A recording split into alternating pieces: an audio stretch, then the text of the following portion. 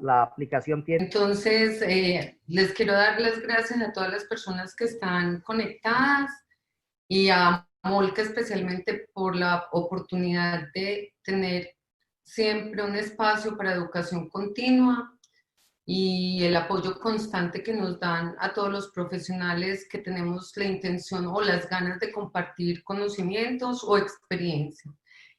La intención de esta conversación es precisamente eso, compartir experiencias desde el punto de vista de mi especialidad que es radiología. Entonces, vamos a empezar con el tema principal. El tema principal yo lo bauticé así porque mi visión del espacio pulpar con una radiografía realmente se convierte en un documento forense que nos habla de la historia de un diente, incluso desde antes de que el diente erupcione, porque nosotros desde el momento de la erupción podemos detectar situaciones que ocurrieron, que probablemente no hay evidencia, pero que nos dejan secuelas, como por ejemplo dientes de Turner, por infección de piezas temporales que afectan el germen de la pieza permanente. Y de ahí para allá muchas más cosas, como cierres apicales incompletos, respuestas del espacio pulpar a restauraciones, a traumas crónicos, a traumas agudos, etc. Entonces, realmente la radiografía es una evidencia pura de la historia de un diente y de todo lo que le va sucediendo. Y de eso quiero pues que hablemos. Bueno, este es un clásico, pero no deja de ser importante. Desde el punto de vista de la radiología y desde el punto de vista de la práctica clínica odontológica, la mayoría de los tejidos que nosotros manejamos son tejidos que están ocultos a un examen clínico. Podríamos decir que 3/4 de los tejidos que nos interesa conocer están por debajo de tejidos como mucosa, encía, hueso, y por lo tanto en odontología es necesario siempre recurrir a estudios complementarios, puntualmente radiología, para un diagnóstico completo. Los 3 pilares del diagnóstico son clínica, radiología e histología. Es eventualmente uno recurre a histología en condiciones especiales, pero en la rutina diaria de la clínica odontológica sí, la radiología es como la herramienta clásica de apoyo para el clínico. Yo he visto que en la mayoría de las conferencias siempre se recurre a frases de algún filósofo importante, pero yo no quise hacer eso y quise más bien hacerles una propuesta de un pensamiento que creo que es relevante en el ejercicio de la profesión y de la medicina incluso también. Y es que todo procedimiento terapéutico, médico u odontológico que esté basado en un mal diagnóstico, independiente de la razón de por qué está mal diagnosticado, está condenado a un fracaso. Puntualmente hoy, fracasar en una terapia en odontología es muy grave, porque si usted fracasa en una terapia, lo más probable es que no recurrió a los exámenes diagnósticos complementarios necesarios para evitar precisamente ese fracaso. Esto es importante porque puntualmente en la radiología se han abierto una cantidad de posibilidades de diagnóstico con, digamos, técnicas cada vez más complejas que nos roban, digámoslo así, el derecho a equivocarnos. Hoy no hay posibilidad ninguna de equivocarse, además de que los pacientes están informados, de que hay una cosa que se llama Google y los pacientes se meten a Google y buscan información. Por lo tanto, es relevante evitar esto. Aquí yo quiero hacer un paréntesis. Desafortunadamente, la motivación, la mayoría de las veces en el área clínica, tiene que ver con charlas o conferencias que tienen que ver con técnicas restauradoras, de implantología, de cirugía. Es muy poco atractivo todo lo que tiene que ver el área de prevención y de diagnóstico. Es más, la demostración de eso es que normalmente como gran promoción para la atención odontológica en un consultorio sale la publicidad diagnóstico gratis y resulta que lo más valioso es el diagnóstico. Entonces yo defiendo esto con uñas y dientes. ¿Por qué? Porque realmente es el área en donde yo estoy, pero realmente yo sé las consecuencias que tiene no hacer un buen diagnóstico.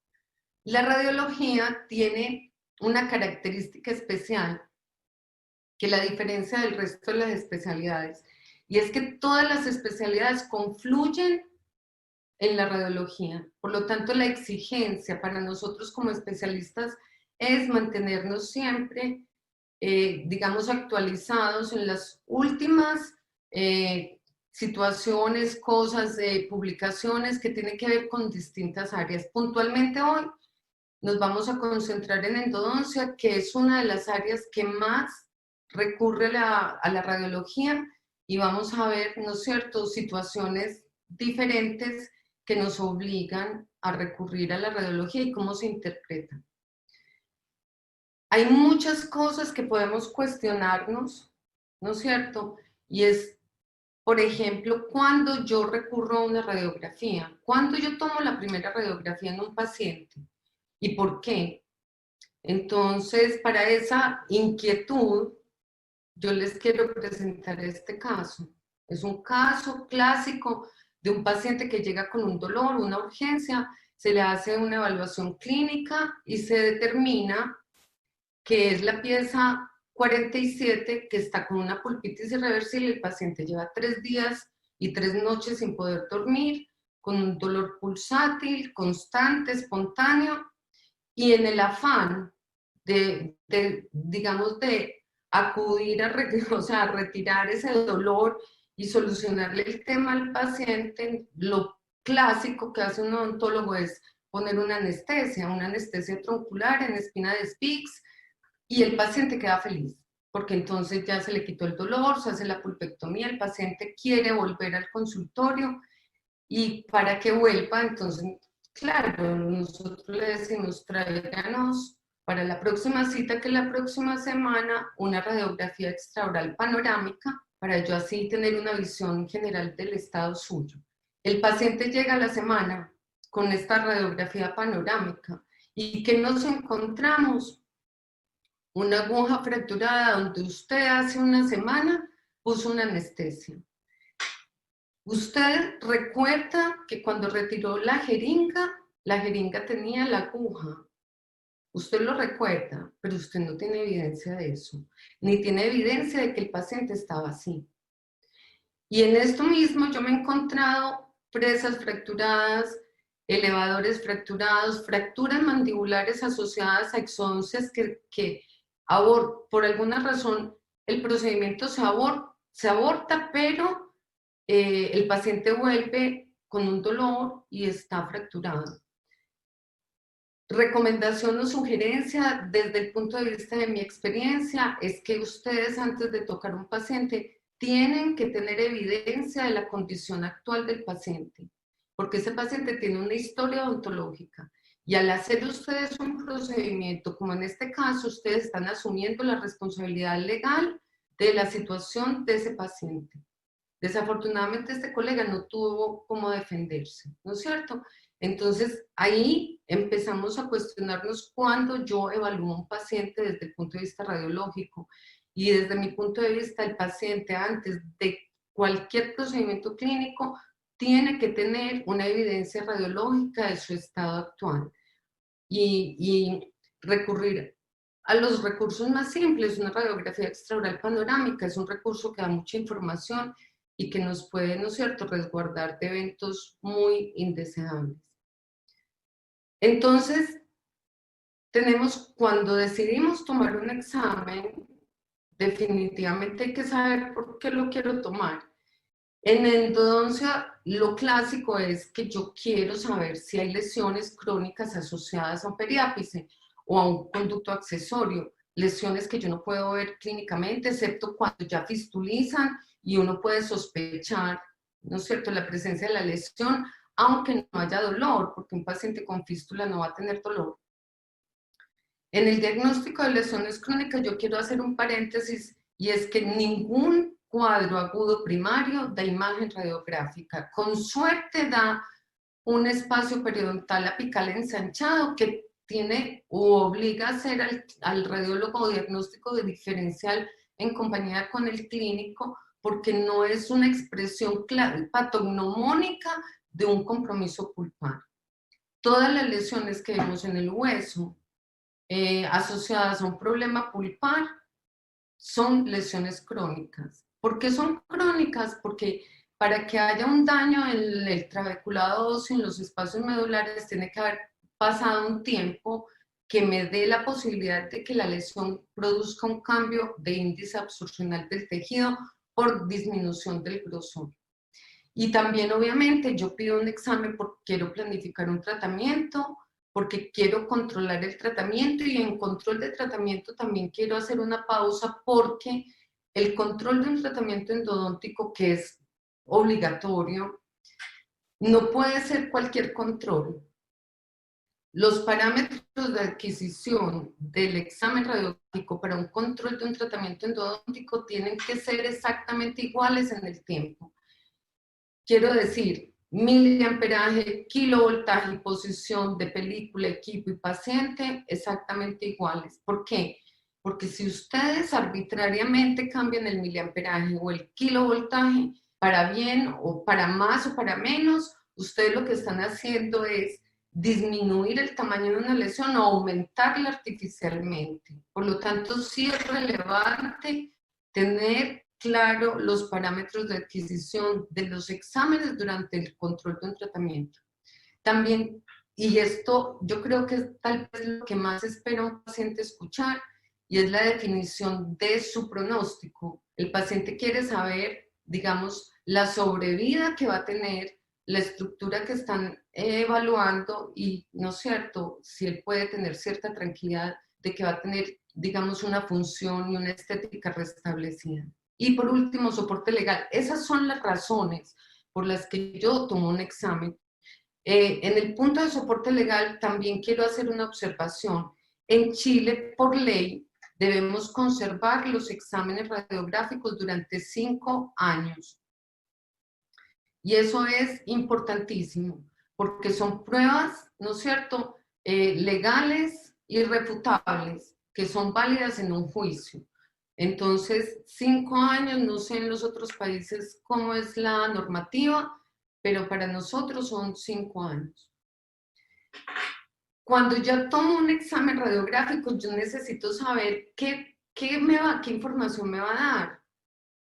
Condición: un examen complementario a la clínica tiene como obligación dar información nueva que aporte en descartar la hipótesis diagnóstica clínica o sustentar la hipótesis diagnóstica clínica. Y entonces ahí, en ese aporte que yo espero que la radiología me dé, tengo que tener claro que esa radiografía me tiene que dar información de la anatomía coronorradicular, y puntualmente desde el punto de vista radicular, cuántas raíces tengo, cuántas curvaturas, si son rectas o no, etc. Todo lo que tiene que ver con accidentes anatómicos de las piezas. Proporción coronarradicular, porque la proporción coronarradicular participa directamente en la definición de un pronóstico. Calibres de cámara y conducto, porque si yo me voy a aventurar a hacer una endodoncia, yo tengo que saber el escenario que me voy a encontrar, porque probablemente el camino no va a ser una endodoncia, sino que puede ser una pisectomía, porque no hay posibilidad ninguna de hacer el tratamiento de endodoncia. Y el estado periodontal. Primero, porque la relación periodonto y pulpa es prácticamente un complejo único. Yo esa lección la aprendí estando muy chiquitita profesionalmente, y recuerdo que uno de mis primeros pacientes, cuando yo era estudiante de odontología, puede ser incluso el segundo paciente de mi vida, llegó y yo le hice un detartraje. El detartraje quedó tan perfecto, el paciente quedó reluciente, pero el trauma que me provocó fue porque el paciente volvió a los 2 días con pulpitis irreversibles en todos los incisivos inferiores, porque fue tal, digamos, la eliminación de este selle de cálculo que tenían los conductos accesorios que al quedar expuestos hicieron pulpitis. Entonces esa relación siempre ha existido, pulpa y periodonto son unas, prácticamente funcionan al unísono y las lesiones periodontales me afectan la pulpa y obviamente las lesiones pulpares tienen la mayoría de las veces expresiones periodontales. Entonces aquí empezamos a hablar un poco de la información que me da un examen radiográfico. Vamos a empezar a hablar de exámenes radiográficos en 2 dimensiones que nos dan mucha información, que la tenemos que saber interpretar y que además es relevante considerar que lo que aprendimos a nivel de la universidad en relación a morfología dentaria realmente es como un punto de partida, pero la verdad, yo creo que a los dientes no los han terminado de inventar. Todos los días nos encontramos accidentes morfológicos, algunos casuales, otros asociados a condiciones raciales, etc. Una pieza, un primer premolar inferior, perdón, un segundo premolar inferior con un taurodontismo, con una cámara pulpar amplísima que va desde de cráneo caudal muy ancha, que tiene que tener, digamos, un protocolo endodóntico distinto, con una furca que me divide, ¿no es cierto?, las raíces en 2 raíces, una mesial y otra distal, pero cuidado, esto es relativamente común, un taurodontismo casi siempre asociado a un tema racial, pero yo me he encontrado situaciones como incisivos centrales superiores, bífidos o birradiculados, caninos inferiores birradiculados con una furca mesodistal de muy difícil manejo periodontal.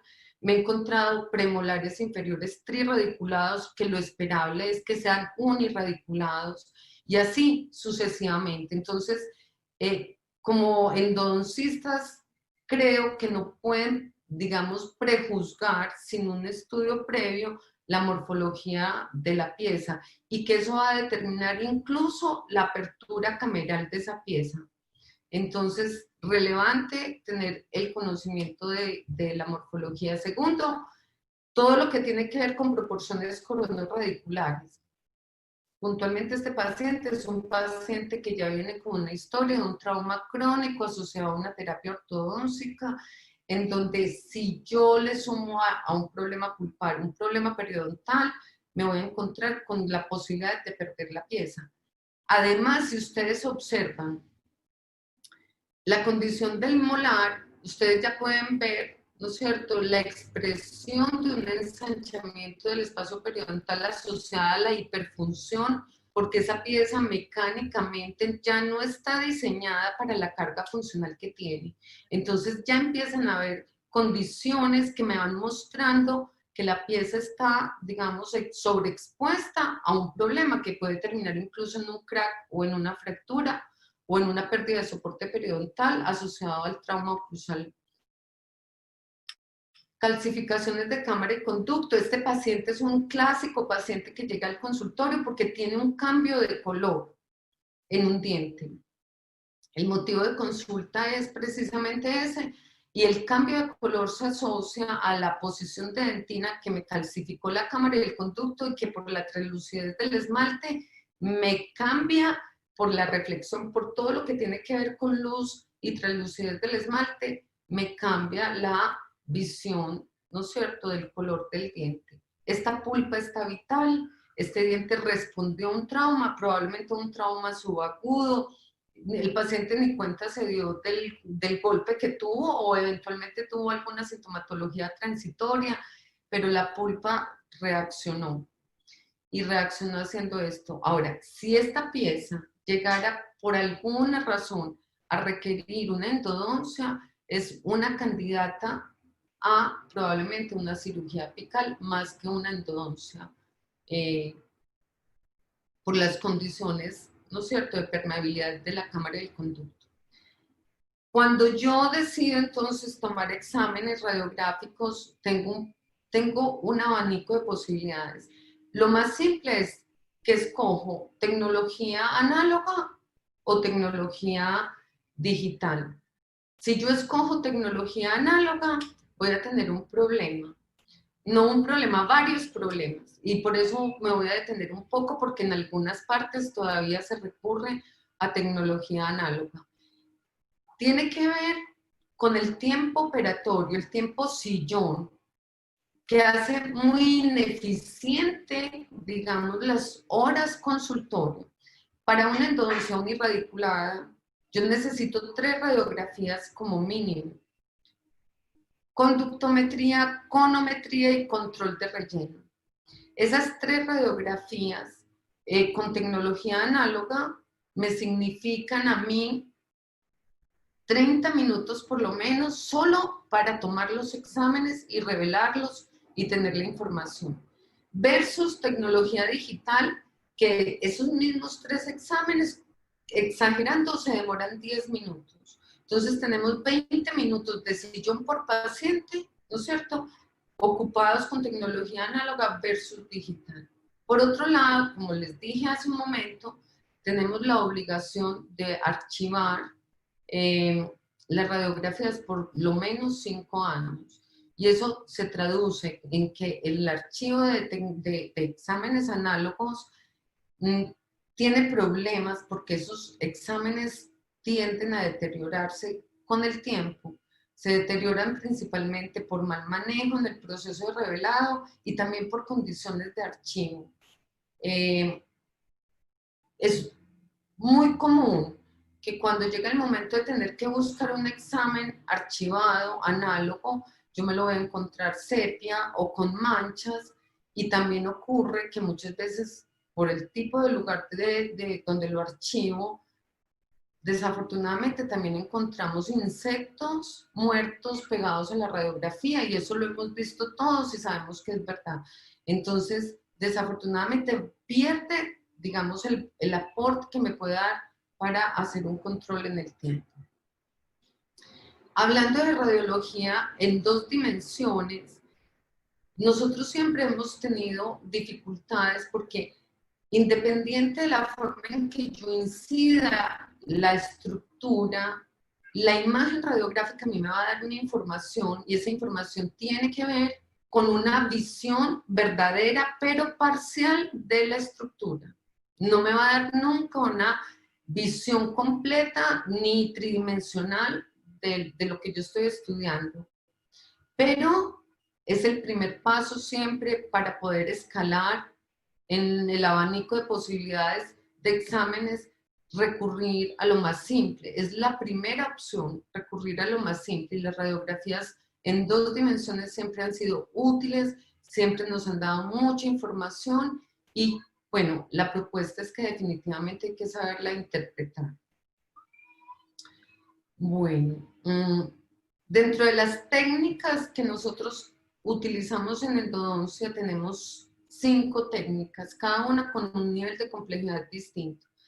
Tenemos la técnica periapical, que es una técnica empírica basada en el principio de la isometría o de la bisectriz, que su mayor rendimiento es el estado apical de un diente, muy importante para precisamente endodoncia, pero que es muy sensible a deformaciones en el plano vertical, escorzos y elongación, muy indeseables para uno poder, digamos, hacer mediciones, etc. Tenemos el paralelismo, que es una técnica que usa aditamentos, que tal vez es la técnica que más se utiliza a nivel intraoral retroalveolar. Usa aditamentos y esos aditamentos provocan un aumento de distancia entre la fuente de rayos, entre el objeto y la película, y ese aumento de distancia me obliga a aumentar el tiempo de exposición, por lo tanto la dosis de radiación es mayor. Y esto, bueno, controlado con todas las medidas de bioseguridad, no significa mucho, pero tiene muchas cualidades. Primero, me da una proporción coronarradicular de la pieza confiable, por lo tanto, yo podría incluso apoyarme en una técnica de paralelismo para hacer mediciones. Y segundo, es estandarizable, por lo tanto, es maravillosa en el momento de recurrir a ella para control en el tiempo de una situación puntual y hacer investigación. Es una técnica que para investigación está bien calificada. Tenemos la técnica de Clark o técnica de desplazamiento, que es una técnica que ha sido muy útil en endodoncia. Necesariamente hay que tomar 2 radiografías como mínimo y hay que saber interpretar lo que sucede. La técnica Limaster no es una técnica que se use mucho, su indicación es principalmente molares centrales, o sea, molares superiores, para despejar el cuerpo del malar de los ápices de los molares. Casi no se usa, porque si yo tengo que recurrir a una Limaster, lo más probable recurro a una tomografía de ascónico, que es la última alternativa como abanico de posibilidades que tenemos para complementar el diagnóstico clínico.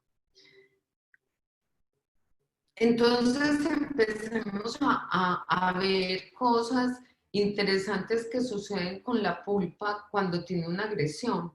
Nosotros tenemos un paciente joven, una técnica de aleta de mordida, en donde tenemos una caries muy importante, muy profunda, pero tenemos un comportamiento de la pulpa que yo nunca veo la pulpa y eso se los voy a reforzar más adelante, pero yo sí veo la conducta pulpar de aposición de dentina en relación a la agresión que estoy teniendo. Y eso significa que esa pulpa está vital, independiente de lo profunda que está la caries, la pulpa ha respondido. Me llama un poco la atención en este caso que el esmalte no se ha cavitado y lo vamos a comparar con este otro caso. Una caries también muy grande, pero que la pulpa, incluso la caries se sobreproyecta en el cuerno pulpar. La pulpa no ha hecho ningún intento de protegerse, la pulpa no ha hecho ninguna, digamos, no ha tenido la intención de retraerse. Por lo tanto, entre estos dos casos, mi mayor preocupación es es el de la pulpa que no ha intentado protegerse, porque para un endodoncista es distinto abordar una pulpa vital, hacerle una pulpectomía a una pieza vital, que a una pieza ya comprometida pulparmente. Hay una situación importante y es que la velocidad de la agresión es relevante para la respuesta pulpar. Yo podría pensar que esta caries tiene una evolución más lenta que esta. Y les voy a decir la razón del por qué. Ustedes, yo les dije, este esmalte no se ha cavitado. Para mí, esta caries es una caries hipócrita y así se llama, caries hipócrita, y se asocia a pacientes jóvenes que han recibido floración, ¿no es cierto?, por vía sistémica, por sistemas masivos de floración, y el esmalte tiene una calidad que no cavita.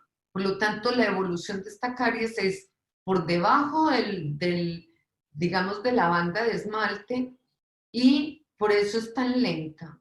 Entonces, miren en radiografías de todas las conclusiones que podemos sacar. Y son conclusiones ajustadas a la realidad, pues no es ciencia ficción.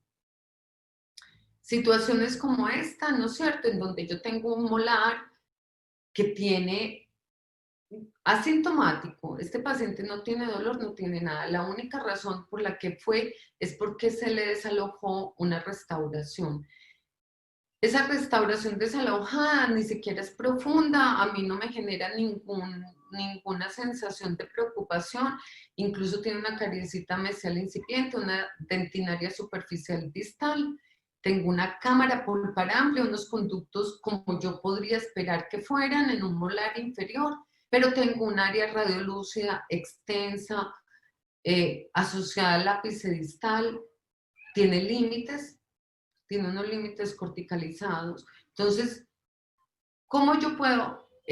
¿Saben qué? Voy a hacer una pausa y voy a abrir una ventana un poco porque está demasiado oscuro, creo yo. Creo que es mejor que nos veamos. Entonces, ¿cómo puedo yo saber qué es esto? O descartar si el origen de esta situación es pulpar o no. Radiográficamente yo tengo una señal clara que me descarta la participación pulpar en la lesión y es la conservación del espacio periodontal. Una pieza dentaria que está con una lesión, pero que esa lesión no me altera ni me interrumpe el espacio pulpar, la lesión no tiene nada que ver con la pieza. Si usted tiene dudas, clínicamente le tiene que hacer pruebas de vitalidad. No hay otro camino. Pero yo les firmo un diagnóstico y les aseguro que esta lesión no tiene nada que ver con la pieza. Es más, esta lesión resultó ser, porque se hizo estudio, resultó ser un quiste osteotraumático que no tenía nada que ver con la pieza. Técnica de Clark o técnica de desplazamiento ha sido muy útil en endodoncia. Tenemos una imagen céntrica, ¿no es cierto? Una radiografía céntrica donde yo no puedo, digamos, sospechar la morfología de este premolar, que yo espero naturalmente que sea birradiculado, etcétera, pero la imagen radiográfica céntrica me habla de un solo perno, de un solo conducto, un conducto con una obturación endodóntica y un resto de instrumento. En el tercio apical no veo lesión, bueno, todo perfecto. Hago el desplazamiento amesial. Yo puedo hacer los desplazamientos hacia cualquier lado, pero como el canino es unirradiculado, me facilita un poco poder visualizar cuando se despejan las radiografías. Entonces hago el movimiento amesial, o sea, hacia la línea media, y que me encuentro que este mismo premolar ya no es un solo perno, ya tengo dos pernos, ya no es una raíz, tengo dos raíces, tengo dos conductos con unos rellenos pues endodónticos muy parciales y tengo restos de instrumentos en los dos tercios apicales o en los dos conductos, agregando la lesión apical que se está desarrollando en la raíz vestibular. ¿Cómo interpretar un deslizamiento? El principio proyeccional que habla de la técnica de Clark dice algo que no se los voy a decir porque se enredan. Simplemente ustedes tienen que saber que cuando yo me desplazo hacia un lugar, las estructuras que están por lingual o por palatino siempre siguen el movimiento. Entonces, yo me fui hacia línea media, la raíz que me sigue es la raíz palatina. Esto es aplicable a piezas incluidas, a piezas supernumerarias, a cuerpos extraños y a desproyección de estructuras en endodoncia. En radiología 2D hay consideraciones importantes que tener en cuenta. Una de las consideraciones es la crítica del negativo, la sistemática de la interpretación, tener claras las limitaciones de proyección y absorción que vamos a tener en el examen radiográfico y poder interpretar los signos radiográficos directos e indirectos que vamos a ver de qué se trata. La crítica del negativo es la validación óptica de la imagen radiográfica para diagnóstico. Les pongo un ejemplo, si ustedes toman una radiografía para endodoncia y tienen los ápices cortados, eso no sirve, eso no sirve. Pero nosotros tenemos 4 parámetros clásicos. Densidad, que es dependiente del miliamperaje del equipo. Normalmente los equipos intraorales son ciegos, que significa que no tienen posibilidad de modificarse ni el miliamperaje ni el kilovoltaje. Eventualmente algunos permiten modificar kilovoltaje. Casi todos lo único que permiten es cambiar el tiempo de exposición. Entonces la densidad es dependiente del miliamperaje y es el grado de oscurecimiento general de la imagen. O sea, es la primera impresión cuando yo veo una radiografía y digo, uy, qué cosa tan oscura o uy, qué cosa más blanca y se clasifica como sobreexpuesta, subexpuesta o normal. El contraste depende del kilovoltaje y el kilovoltaje en los equipos intraorales oscila entre 60 y 70 kilovoltios. Si yo estoy usando un equipo de 70 kilovoltios, tengo que bajar el tiempo de exposición.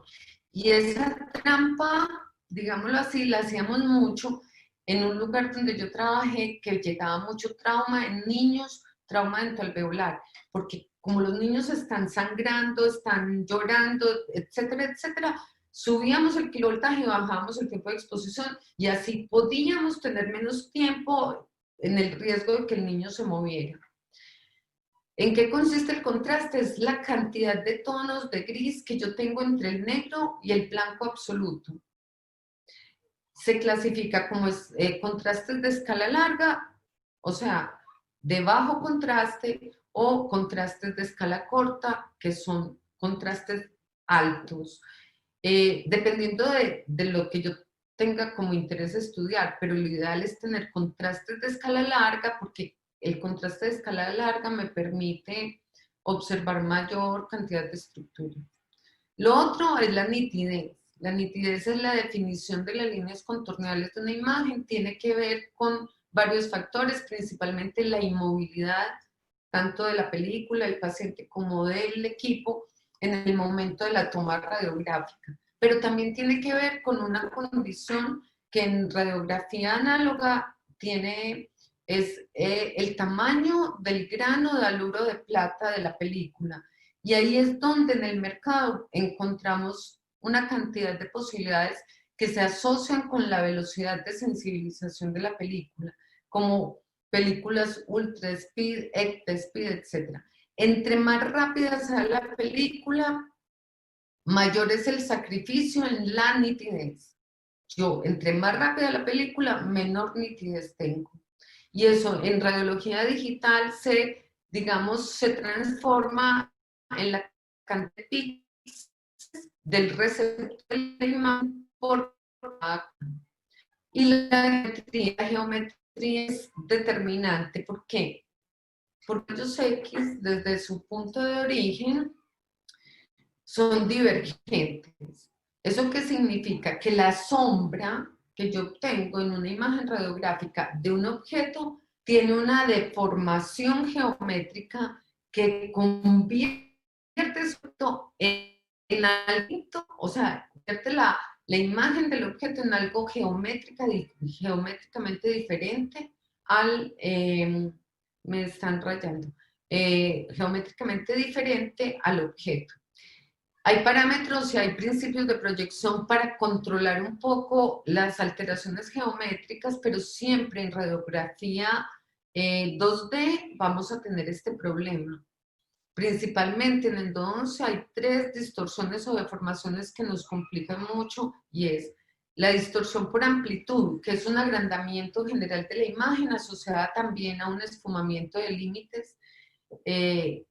Tenemos las distorsiones en el plano vertical que nos afectan en el 211, que es el escorzo y la elongación, que nos complican mucho para poder, entre comillas, tener un acercamiento cuantitativo de la situación del paciente para hacer conductometrías y todo. Que se afecta, o sea, la técnica que sufre esto, las distorsiones verticales, la técnica que sufre esto es me están poniendo flechas en la pantalla, no sé cómo se pueden borrar. Es la técnica del paralelismo. Flechas, que... Ya las estamos borrando, doctora, y les pedimos el favor que... Alguien me está tirando flechas. Bueno. Ya flechó a alguien, doctora, eso era inevitable. Bueno, y con relación a la sistemática de interpretación, es un protocolo para la lectura de una imagen radiográfica. ¿Por qué se tiene que hacer un protocolo? Porque en un desorden, digamos, puede perfectamente omitirse información. El punto de partida de nosotros al evaluar una pieza es el reborde óseo marginal y ahí nosotros tenemos que evaluar la presencia o no de condiciones periodontales que nos pueden, ¿no es cierto?, agravar la condición pulpar del paciente. Tenemos que definir si hay enfermedad periodontal, el tipo y el grado de compromiso periodontal, la corona, las raíces, el calibre y la orientación de los conductos, el estado apical y el estado del trabeculado óseo periférico.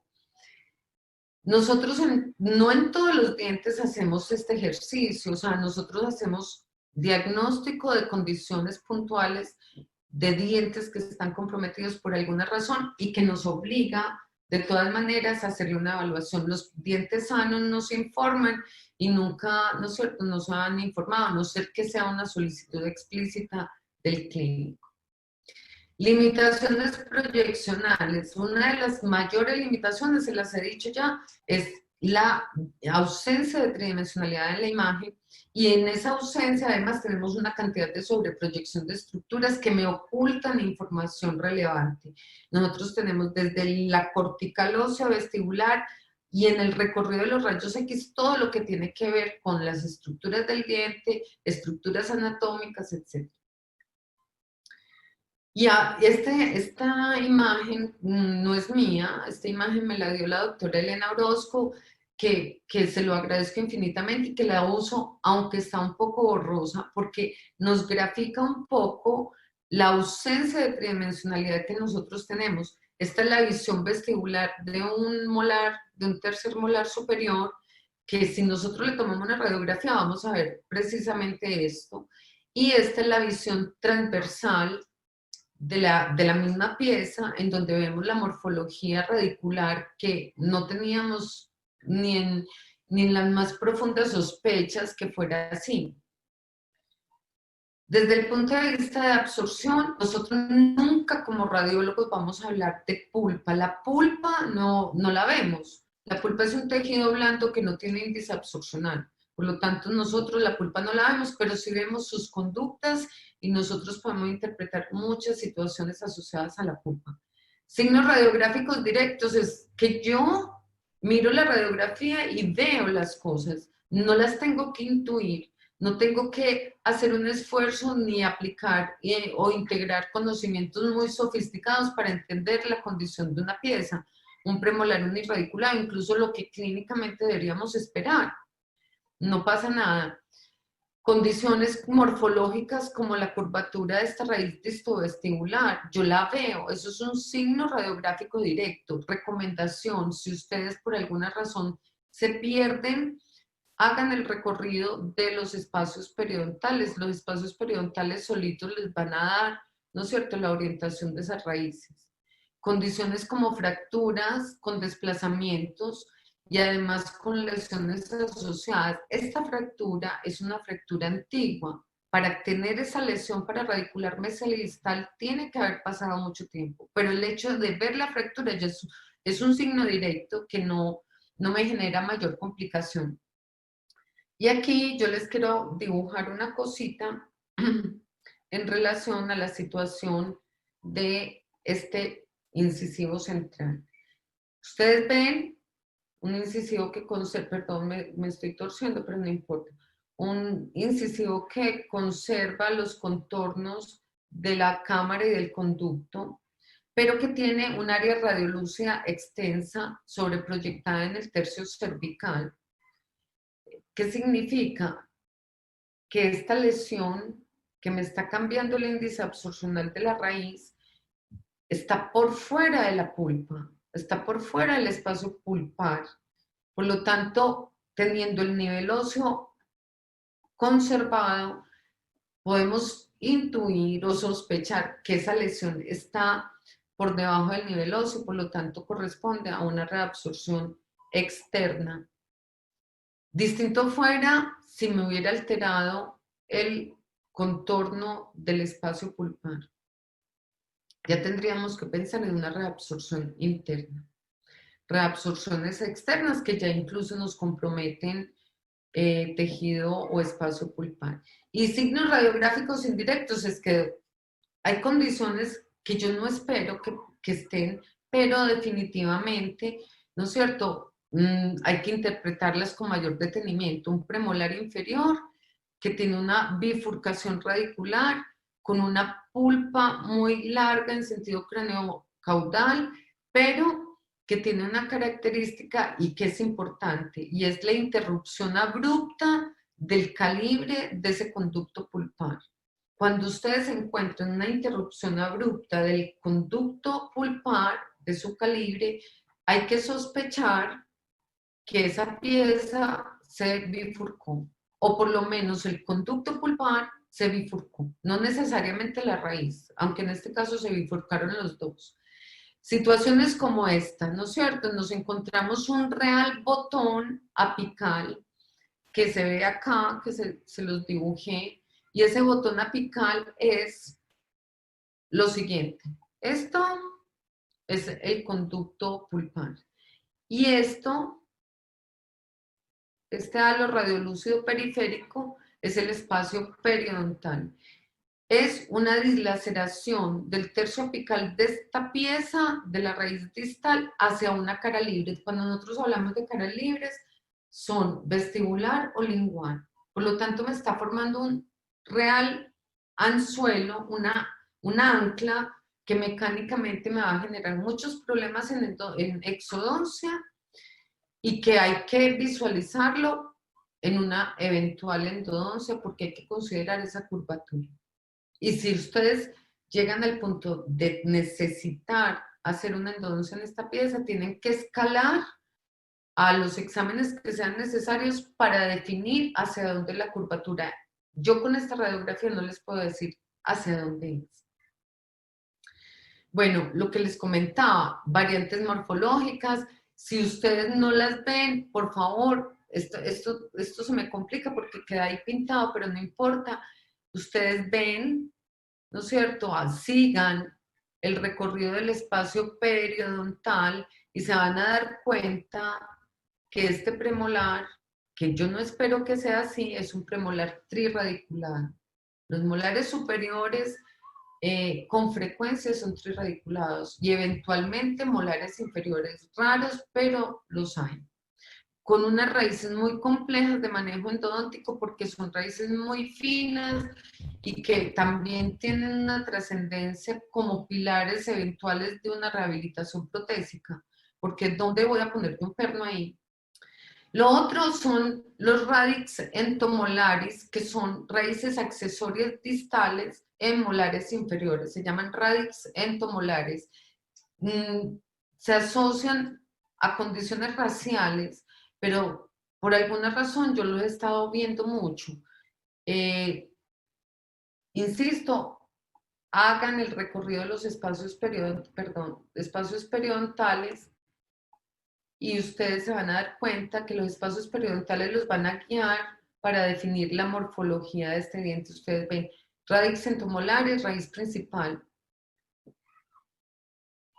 Signos radiográficos indirectos. Bueno, aquí ya son palabras mayores. Ustedes tienen que conocer los antecedentes de la pieza y sospechar lo que está pasando.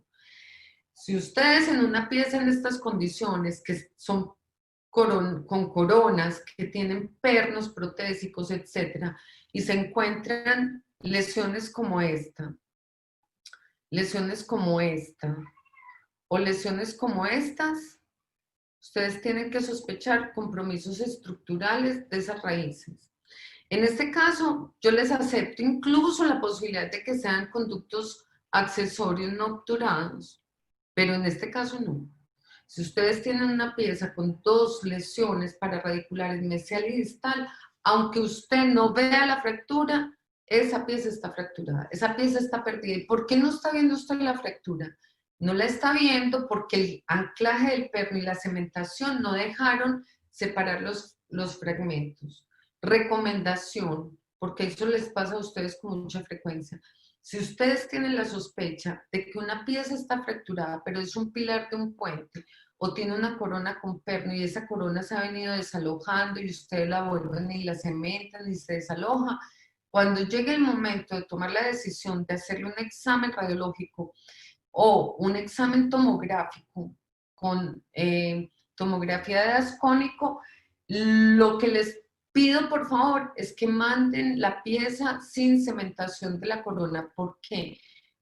Porque los pernos y las coronas como elementos metálicos provocan artefactos que son verdaderos destellos en la imagen tomográfica que nos ocultan información. Son inmanejables y nos complican mucho la calidad del examen.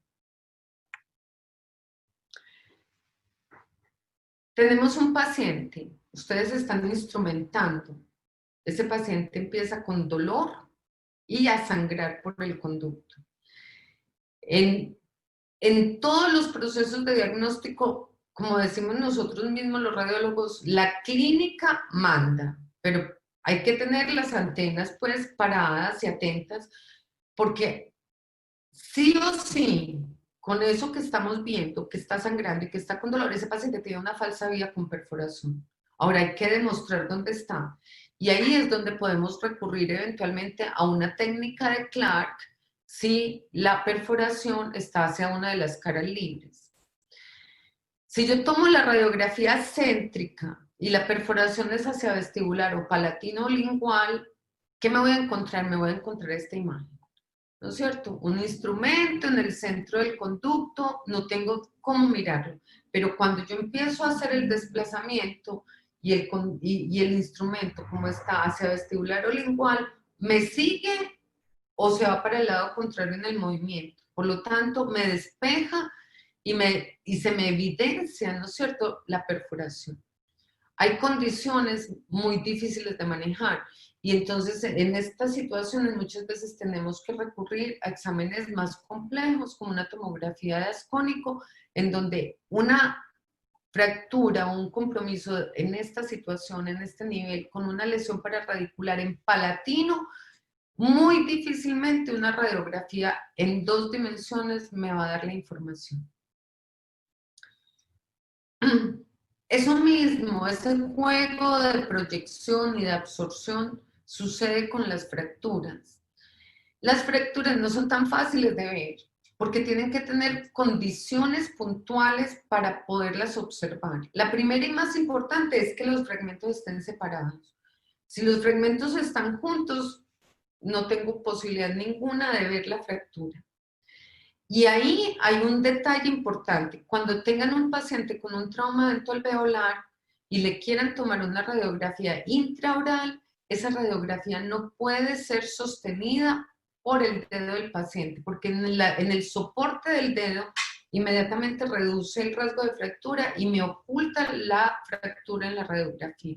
Entonces hay que tomar idealmente técnicas que se llama oclusal panorámica, que me reemplaza la retroalveolar, pero que no es de soporte con la mano del paciente, con el dedo del paciente. Y otra cosa importante, dependiendo de cómo el haz de rayos incida en el rasgo de fractura, yo lo veo de una forma o de otra.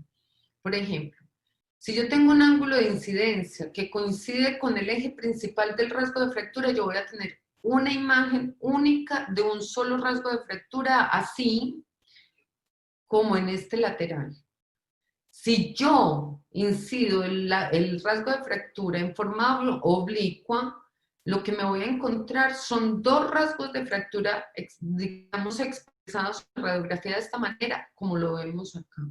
Esto no son 2 rasgos de fractura, es un rasgo de fractura incidido en forma oblicua por el haz de rayos. No coincidió con la dirección del rasgo de fractura. Cuidado, que también es verdad que yo puedo tener múltiples rasgos de fractura en una pieza y no necesariamente ser un tema de incidencia. Pero si ustedes encuentran esto, lo más probable es que la incidencia participó en la expresión del rasgo de fractura en la radiografía. ¿Cuáles son las lesiones clásicas apicales que yo puedo esperar asociadas a patología pulpar?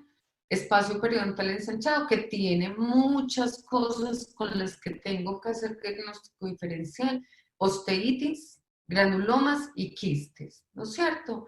Quistes radiculares inflamatorios. El espacio periodontal, como les decía yo, no es un diagnóstico determinante de una condición pulpar, porque se asocia a muchas otras cosas. Se asocia a un trauma agudo crónico, se asocia a una deformación por amplitud, por incumplimiento de las distancias entre el objeto, la película y el equipo de rayos X. Puede ser una sobreproyección de estructuras, por ejemplo, raíces de molares superiores que están proyectadas en el seno maxilar. A mí me pueden dar imagen de un espacio periodontal ensanchado. También lesiones óseas de los maxilares que me cambian el índice absorcional y me enredan un poquito el diagnóstico apical. Y puede ser la primera expresión de una condición, ¿no es cierto?, de origen endo con expresión periodontal. Pero hay que hacer diagnóstico. Cuando yo me encuentro un espacio periodontal ensanchado, me obliga a probar estado pulpar de la pieza. Y por otro lado, en relación a la distorsión por amplitud, consideren que siempre el ápice del canino superior, por una distorsión por amplitud, se va a ver con el espacio periodontal ensanchado sin tener ninguna patología asociada. Osteitis. La osteitis es una lesión inflamatoria agudizada de una lesión crónica que puede ser un granuloma o un quiste radicular inflamatorio agudizado que va hacia una agudización, no está retornando a una agudización, pero que tiene la característica principal, independiente de su tamaño, que esfuma los límites contorneales de la lesión. Por lo tanto, yo no sé dónde empieza y dónde termina, porque infiltra el trabeculado óseo. Desde mi punto de vista, histológicamente, esto corresponde más a una osteomielitis localizada transitoria que no da secuestros que a una palabra como osteitis. Es rara la palabra desde el punto de vista conceptual de patología. Pero bueno, se llama así y no hay nada que hacer, entonces osteitis corresponde a una lesión crónica agudizada, independiente del tamaño y con pérdida de límites de la lesión. Un granuloma es una lesión desde el punto de vista radiográfico menor a 1 centímetro de diámetro, de límites netos que pueden ser recortados o corticalizados. Son lesiones crónicas, acuérdense que lo agudo no da imagen, y el quiste es una lesión radiográficamente clasificada así por su tamaño y que corresponde a una cavidad con recubrimiento epitelial. Pausa. Aquí yo quiero hacer énfasis. Esta clasificación radiográfica es arbitraria porque yo puedo tomar una muestra histológica de un granuloma radiográfico y encontrarme que era un quiste porque ya era una cavidad con epitelio. O puedo tomar una muestra histológica de un quiste radicular inflamatorio clasificado así radiográficamente y, oh sorpresa, es un granuloma. Y también quiero dejarles un mensaje. Estas lesiones hay que estudiarlas histológicamente. Esta imagen puede ser cualquier cosa. Puede ser, lo más probable, un quiste radicular inflamatorio, pero puede ser un ameloblastoma. Y para nosotros, en odontología, es relevante definir la naturaleza de la lesión. Les pongo un ejemplo. Ustedes van donde el dermatólogo les extirpa una verruga y manda a estudiar esa verruga. ¿Por qué? Porque es un protocolo que hay que hacer. Nosotros hacemos la exodoncia de este incisivo lateral y probablemente en la exodoncia tengo un tejido apical adherido. ¿Y para dónde se va el tejido y el diente? Se van para la basura. Mucho cuidado, nosotros en patología tenemos un nivel de complejidad altísimo porque en la única parte del cuerpo que ocurre una invaginación de un tejido primitivo embriológico en otro es en los maxilares. Nosotros tenemos ectomesénquima invadiendo mesodermo en la odontogénesis. Eso no ocurre en ninguna otra parte del cuerpo. Por lo tanto, tenemos piezas dentarias emergiendo de un hueso, ¿no es cierto? Piezas dentarias derivadas de ectomesénquima y un hueso derivado de mesodermo. Por lo tanto, tenemos un mix que deja una huella epitelial dentro del hueso y que de ahí emergen todas las patologías odontogénicas que solo ocurren en los maxilares, pero nosotros también podemos encontrarnos patología primitiva de los tejidos embriológicos como en cualquier parte del cuerpo. Por lo tanto, yo me puedo encontrar un osteosarcoma en mandíbula y me puedo encontrar un osteosarcoma en un fémur y nosotros lo tenemos que conocer, pero me puedo encontrar un ameloblastoma que va a estar en el maxilar o en la mandíbula, pero nunca me lo voy a encontrar en un fémur porque es una patología derivada de odontogénesis. Entonces, mucho cuidado que nosotros el nivel de complejidad de la patología no es poca cosa, son temas muy delicados y esto podría ser cualquier cosa. Recordemos, hay lesiones odontogénicas muy agresivas localmente que incluso me pueden comprometer la vida del paciente, pero tienen la característica de que la mayoría de las lesiones de origen odontogénico de comportamiento localmente maligno no dan metástasis. Distinto es lesiones primitivas de tejidos embriológicos malignas que sí, definitivamente nos dan metástasis. Son bastante peculiares los comportamientos de las patologías. Diagnóstico diferencial, nosotros tenemos que hacer diagnóstico diferencial con lesiones centrales, como les decía, para poderlo hacer. Si usted hace una extirpación y se encuentra un tejido de estos, hay que estudiarlo.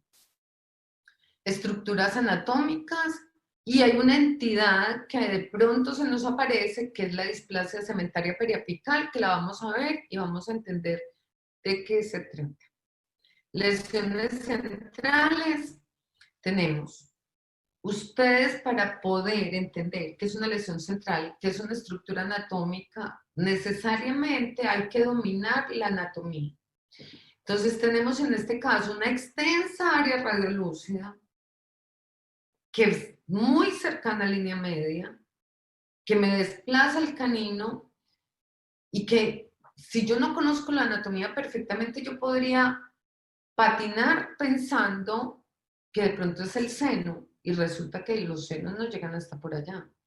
Y los senos maxilares tienen una característica importante. Los senos maxilares los cruzan cintas radiolúcidas que son estas, que son lechos vasculares, que son improntas, o sea, socavamientos de las paredes del seno por arteriolas.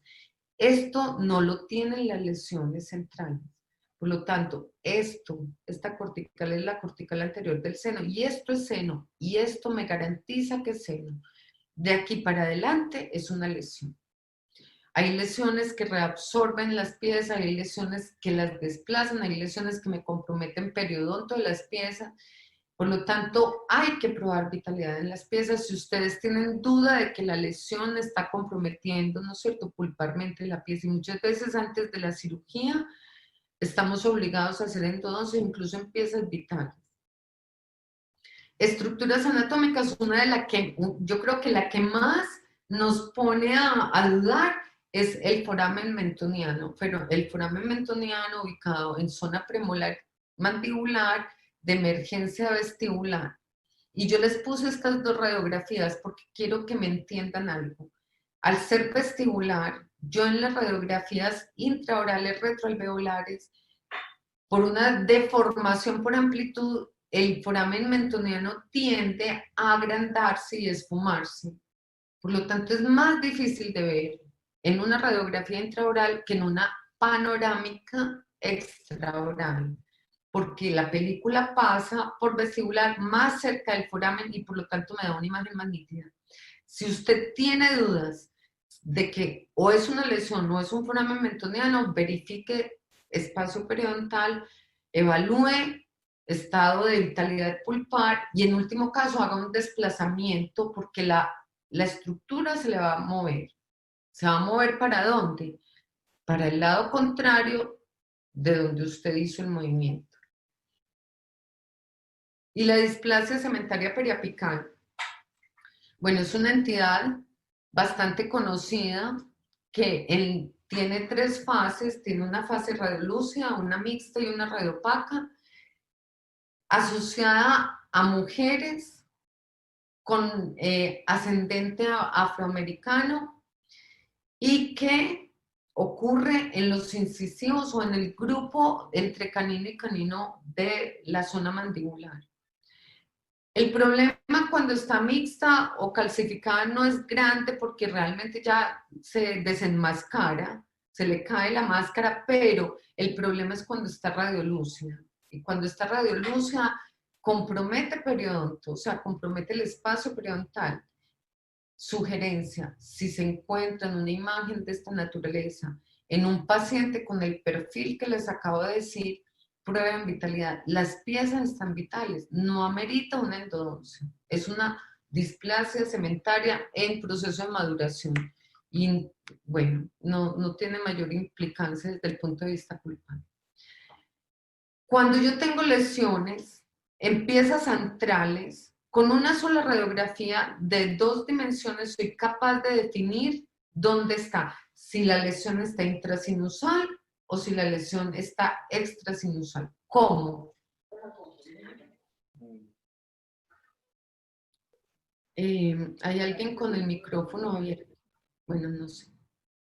Entonces, una lesión extrasinusal me provoca un socavamiento en el hueso y por lo tanto me disminuye el grosor del hueso y ese socavamiento se suma al espacio del seno maxilar.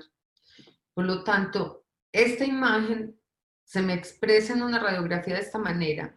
El lumen del seno maxilar y la lesión más radiolúcida que el lumen del seno maxilar.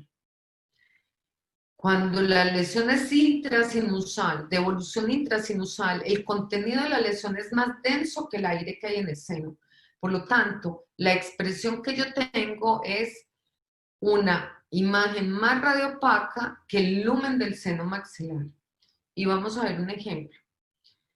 Lesión proyectada en seno maxilar, más radiolúcida que el seno maxilar, es una lesión extrasinusal.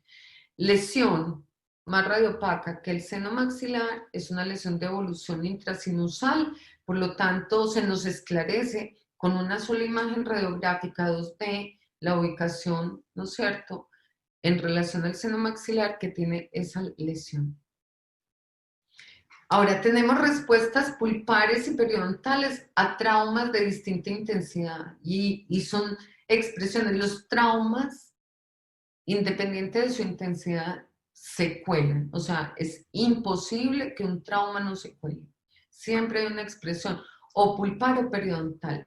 Una de las posibilidades es la hipercementosis y la otra son reabsorciones externa o interna y las calcificaciones del lumen de la cámara y del conducto pulpar. Hipercementosis, muy común, pacientes que han tenido una historia de trauma continuo, hiperfunción, de problemas periodontales, etc. Y es interesante porque el cemento en estado normal no da imagen radiográfica. ¿Por qué no da imagen radiográfica? Porque es un tejido que no tiene índice absorcional. Solamente cuando aumenta su grosor da imagen y la única forma de pesquisar una hipercementosis es radiográficamente. Muchas personas en algún momento se aventuran a hacer una exodoncia y se encuentran que con este anclaje que tiene mecánicamente esta pieza no hay posibilidad ninguna de hacer una exodoncia. Complicaciones de una hipercementosis que eventualmente termina en una concrescencia. Si termina en una concrescencia, tenemos que definir si están comprometidas 2 piezas vecinas porque tenemos que presupuestar que la exodoncia de una me va a arrastrar la otra. No hay posibilidad ninguna. Reabsorciones radiculares, interna o externa. La reabsorción radicular interna, dependiente de la pulpa, exige la presencia de vitalidad pulpar y su progresión es, digamos, puede ser rápida, pero cesa en el momento de la extirpación del tejido pulpar. Ya ahí no llega, no avanza el problema. Problema es una reabsorción externa, que puede ser principalmente de 2 orígenes. Un trauma crónico tipo ortodoncia, por ejemplo, que vemos mucha reabsorción externa, que cuando cesa también la progresión de la reabsorción externa. O un trauma agudo, que desafortunadamente provoca digamos, una gatilla, una respuesta inflamatoria exacerbada del periodonto que se traduce en una reabsorción del tejido radicular y que desafortunadamente en traumas agudos que terminan con una respuesta periodontal de esta naturaleza, probablemente la pieza hay que presupuestar que la pieza se va a perder, porque no son autolimitantes. Aquí tenemos dos ejemplos, ¿no es cierto? Una alteración del lumen, del recorrido y los perfiles del conducto pulpar, una reabsorción interna. Y como les había mostrado, en este está más difícil de ver, si se conservan los perfiles del conducto pulpar, tenemos que descartar la reabsorción interna y pensar en una reabsorción externa. Calcificación del lumen de cámara de conducto, lo habíamos mencionado antes, solamente una observación, ustedes tienen que tener conocimiento de la edad del paciente y tienen que hacer una comparación de la pieza en relación con los vecinos.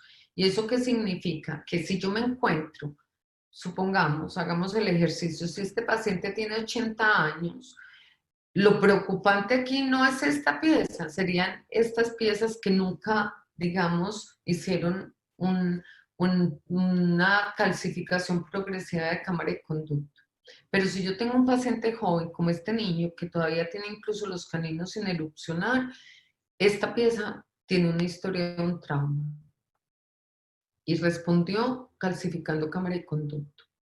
Y aquí sí que me gustaría que nos entretuviéramos hablando, porque hay cosas que yo les quiero compartir de estudios que hemos publicado y que tienen que ver con situaciones especiales asociadas a la condición pulpar, a las terapias y a las secuelas, ¿no es cierto? Ay, les voy a pedir un segundo, voy a prender la luz. Es que aquí realmente estábamos en un día que ya se acabó, un día que ya terminó. Bueno, entonces, tenemos dificultades anestésicas. Para nadie es sorpresa que la anestesia de los molares inferiores para hacer una pulpectomía es un problemón. Termina en anestesia intrapulpar con el paciente pegado en el techo, porque nunca había sentido un dolor igual. Complicaciones por sobreinstrumentación, están pasando muchas. Las clásicas de rebalses, de sobreobturaciones, de terapias endodónticas parciales que todas ameritan, ¿no es cierto?, control en el tiempo. Apicectomías, como yo sé que una apicectomía me respondió y me está cicatrizando una lesión, y quistes. No estamos hablando de quistes radiculares inflamatorios, estamos hablando de quistes derivados de procesos inflamatorios crónicos de origen endoperio, quistes foliculares inflamatorios, quistes residuales. Los dos bastante importantes y que eventualmente uno se los encuentra. Desde el punto de vista de las dificultades anestésicas, yo les quiero contar que cuando llegó el primer tomógrafo de ascónico aquí a Chile, fue el que yo manejo. Y ese examen, ustedes me imagino que saben, permite que uno trace el recorrido del canal mandibular. Cuando yo llegaba a hacer el trazo, me encontraba con canales mandibulares bífidos. Una vez me encontré un canal mandibular trífido y llegué a la conclusión de que realmente el equipo estaba malo. Yo dije, no, esto no puede ser, el equipo está malo, el software está malo, esto es en mi vida. Con el paso del tiempo y que empezaron a aparecer tomógrafos de ascónico de uso odontológico, un día haciendo un seminario con unos alumnos encontraron un paper de unos japoneses que hablaban de esta situación y ya hacían una clasificación. Entonces yo ya dije, perfecto, esto existe, hagamos un trabajo. Hicimos un trabajo muy interesante.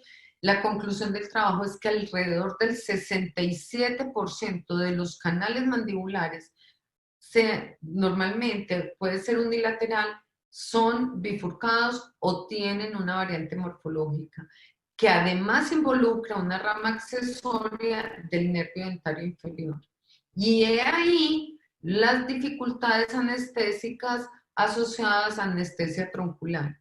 Se han clasificado ya, o sea, esto ya no es novedad, pero yo se las quiero contar porque yo viví la experiencia, hice los trabajos, están publicados, los pueden buscar.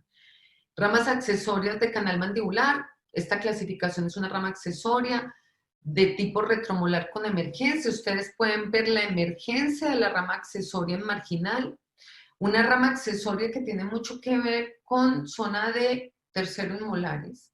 Entonces, ¿qué pasa cuando se hacen exoncios de terceros molares? Entonces, yo veo el canal mandibular lejos, me relajo, hago la exodoncia y, oh sorpresa, el paciente hace una parestesia. ¿Por qué?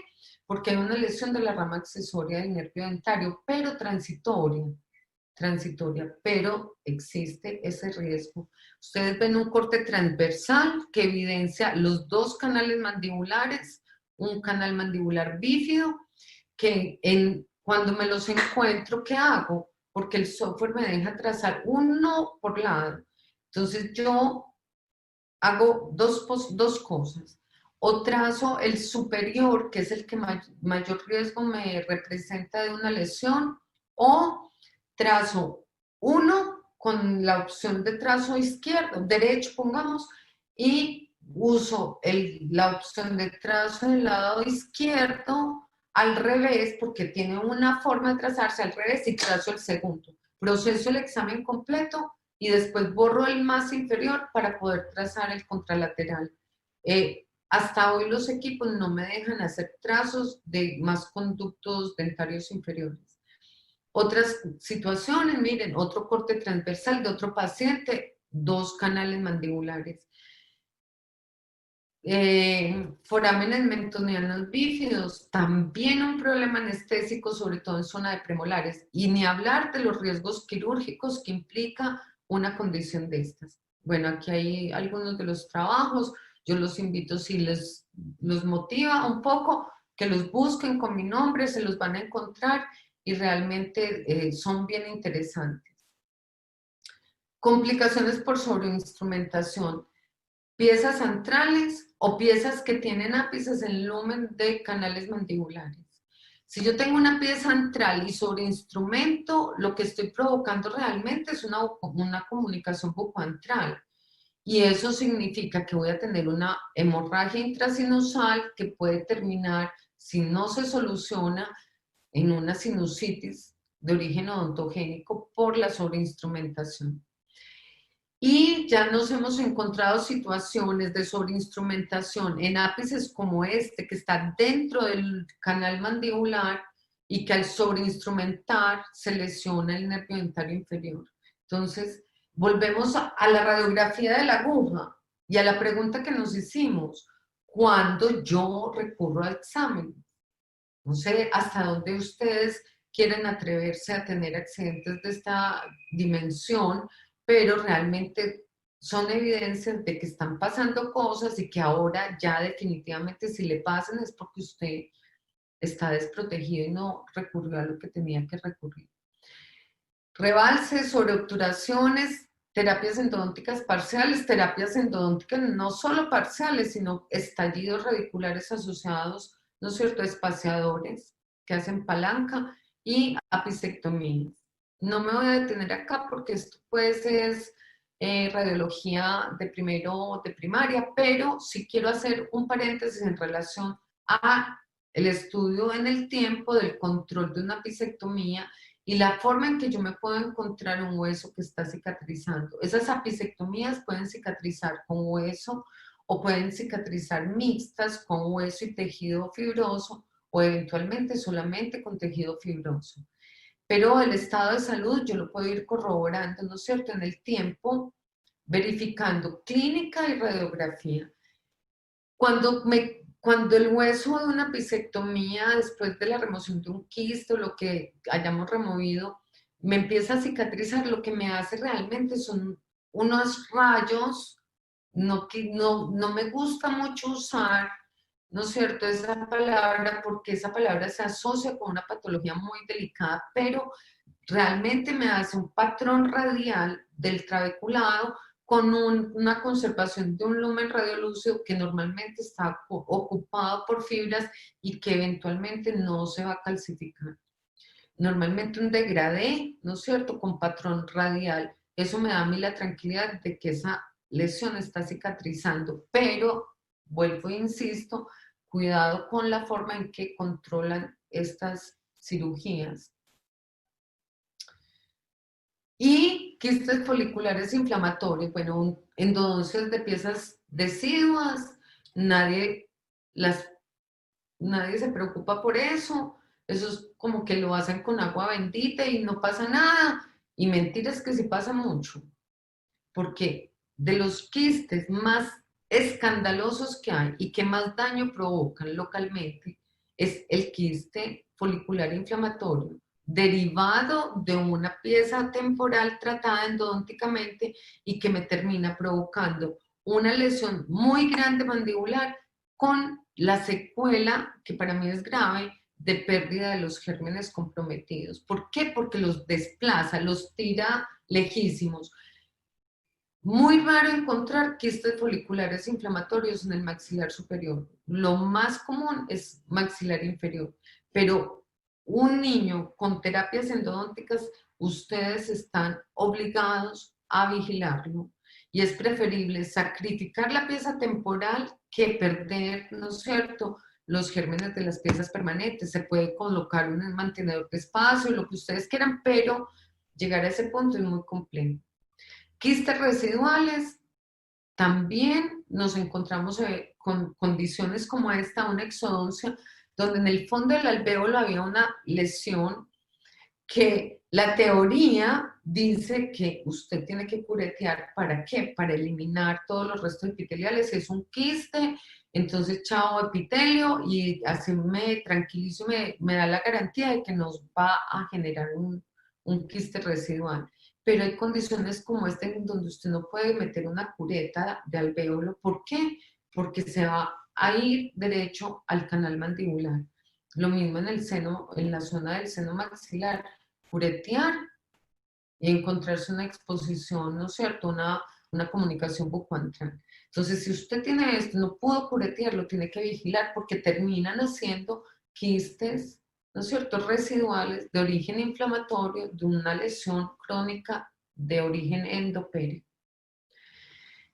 Tomografía axial computarizada o tomografía de ascónico, dependiendo de lo que ustedes recurran. Antes se recurría mucho a la tomografía axial computarizada o escáner, hoy no, porque realmente es digamos, un examen que tiene mucha dosis de radiación, es a nivel intrahospitalario, muy complejo, muy costoso, etc. Entonces, lo que vamos a lograr es con un tomógrafo de ascónico ver la tridimensionalidad de una pieza dentaria. Cuando yo ya escalo hasta un tomógrafo de ascónico, lo que espero es que me dé información cualitativa y cuantitativa anatómica, cualitativa y cuantitativa de la integridad radicular y lesiones periodontales derivadas de la vía endoperio. ¿Y por qué los pongo acá? Porque vamos a ver un artículo que también publicamos.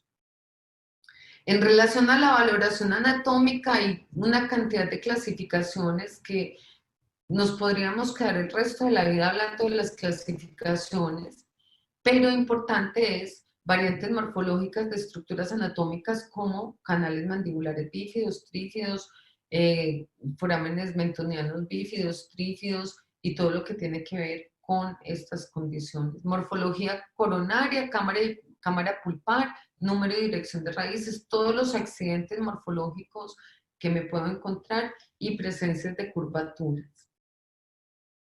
Y desde el punto de vista de valoración anatómica tenemos también muchas condiciones y lo que les decía, muchas clasificaciones. Clasificación del primer molar inferior mediante tomografía de ascónico según Chang y Cole del 2011. La clásica que yo espero es la variante 3, pero estamos viendo que no es tan así. Radix centomolares, una raíz accesoria distal en molares inferiores, se habla del 5,8% aproximadamente. Mentiras, yo realmente les digo, estamos descubriendo un mundo nuevo con la tridimensionalidad y esto es más común de lo que ustedes creen. Miren, en esta presentación les estoy mostrando dos radix centomolares, por lo tanto, sí existen. Si ustedes se quedan con esta imagen céntrica, ustedes no alcanzan a sospechar la presencia de esta raíz accesoria, como les digo, según Google Calls, que más o menos corresponde a un 5% de la población. Otra cosa que nos está pasando mucho es la morfología C-shape de los conductos. Bueno, también clasificaciones, la última es de Fanny Coles, que realmente es más bien engorrosa, pero lo único cierto es que la evidencia de la tomografía de ascónico nos está dando la información de la condición de presencia de C-shape.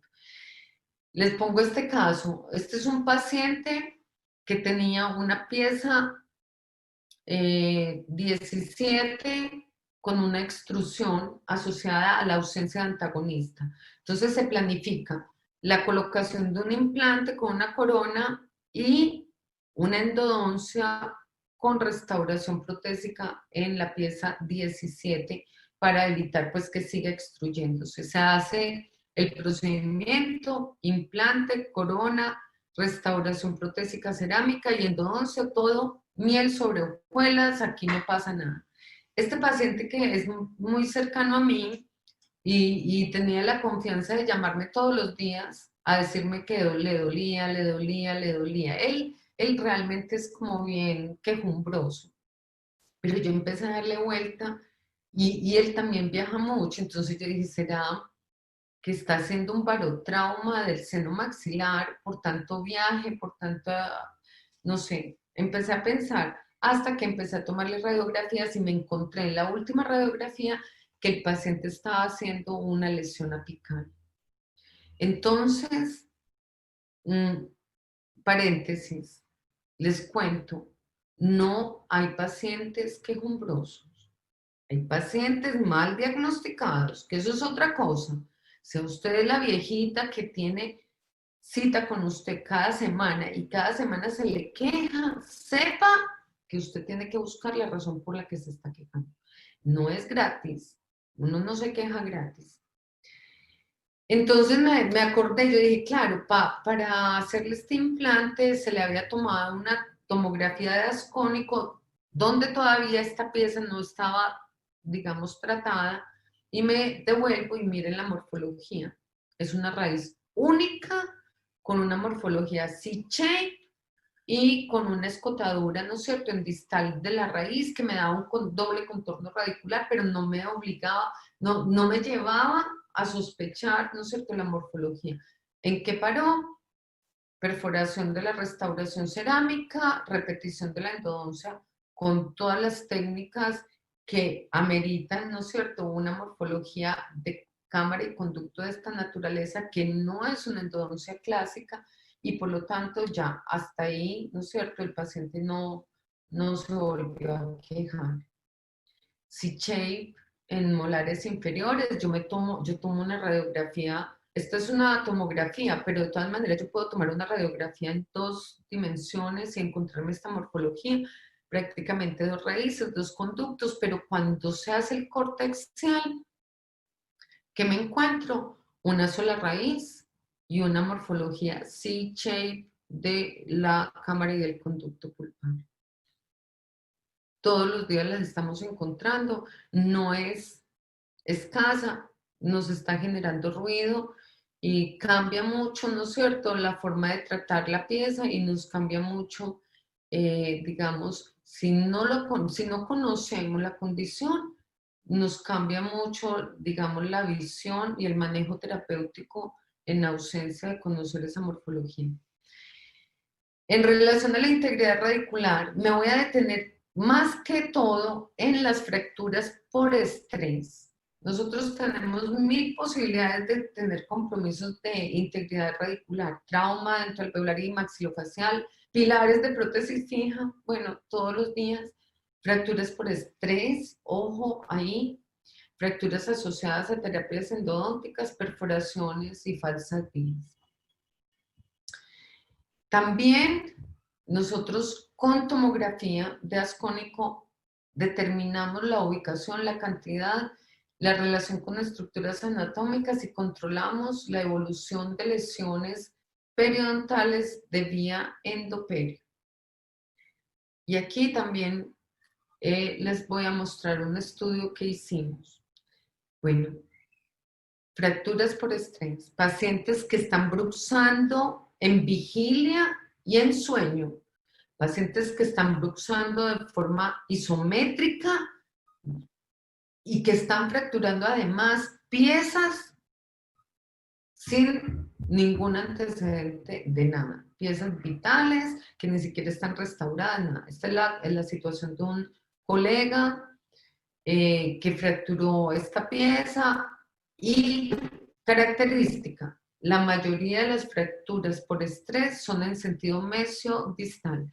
Como yo en una radiografía de 2 dimensiones incido en esta dirección, ¿no es cierto?, con el haz de rayos, yo nunca voy a coincidir con el eje de la fractura, por lo tanto nunca voy a ver la fractura. Voy a tener un paciente que se queja, y usted no va a lograr encontrar el diagnóstico. Otra cosa importante, la respuesta inflamatoria intrasinusal de la mucosa basal del seno asociada a la pieza comprometida. Es un clásico, un clásico. Es tal vez un signo indirecto radiológico muy importante en relación a lo que está pasando con las piezas dentarias. No todas las lesiones intrasinusales inflamatorias son sinusitis. Es muy compleja la relación dental con las cavidades perinasales. Bueno, y con las consecuencias que podemos llegar a tener de una pansinusitis, que se nos complica el paciente de una manera increíble. Esta es la exoncia de la pieza, donde se demuestra la fractura vertical en sentido mesodistal. También ocurren en piezas tratadas, y el caso de este paciente es importante porque este fue un paciente que se quejó, un paciente muy ocupado. El paciente le repitieron la endodoncia varias veces, nadie le encontró la fractura, hasta que finalmente, ¿no es cierto?, se evidenció el rasgo de fractura, un rasgo vertical completo en sentido mesodistal, pero la diferencia es una pieza tratada, que es más esperable que sufra una fractura así. Bueno, hicimos un trabajo con la doctora Marcela Alcota y el doctor González, y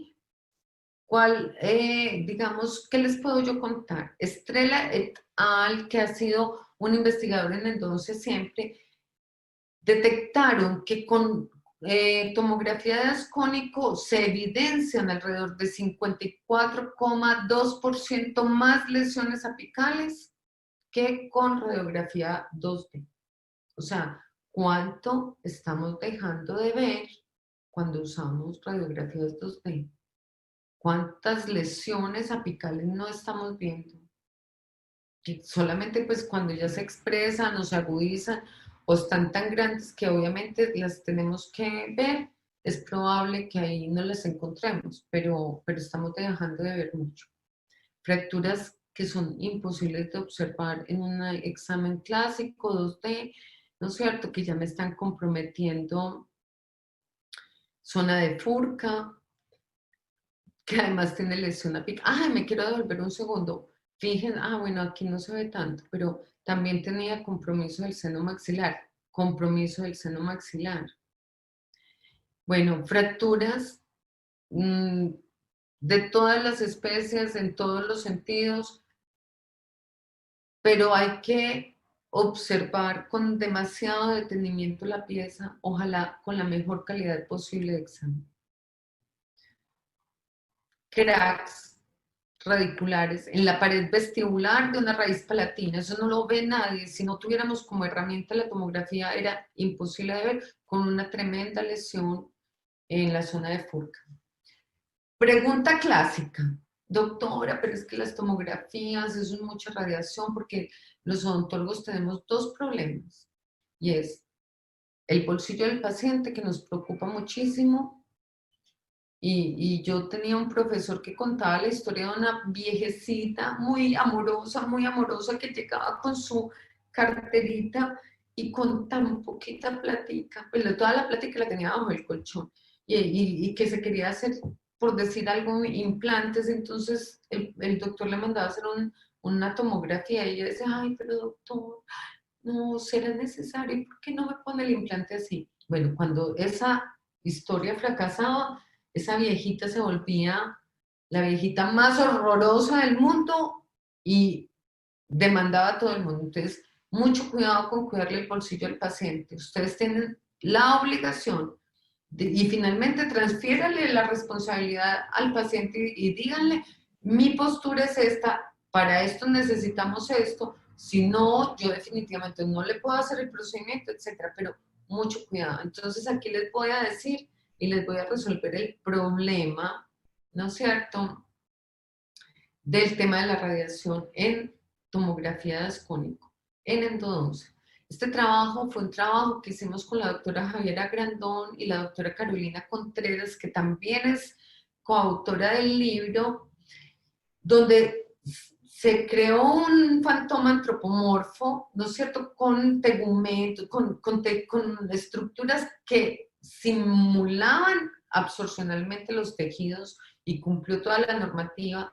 Y a ese fantoma se le pusieron dosímetros TLD en 3 lugares radiosensibles: cristalino, parótidas y tiroides, que son tal vez los órganos que nosotros podemos afectar más cuando tomamos exámenes, digamos, para el área maxilofacial.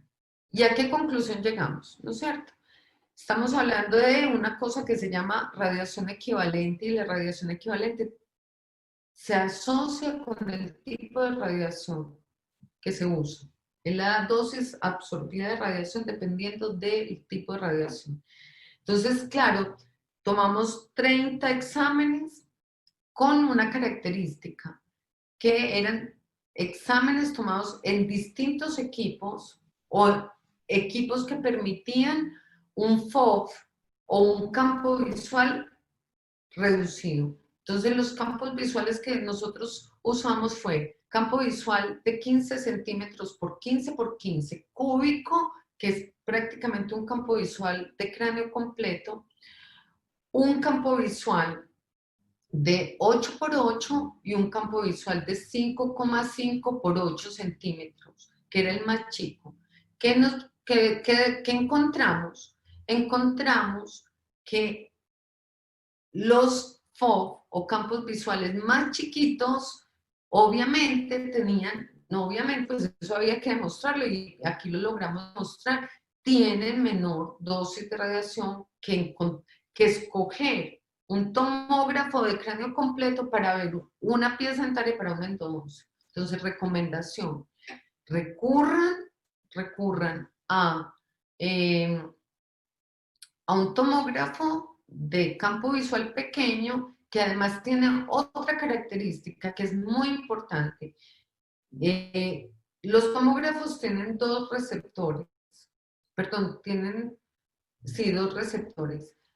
Un receptor que se llama intensificador de imágenes, que técnicamente tiene una característica y es que tiene una vida útil mucho más larga, pero tiene una calidad de imagen muy regular.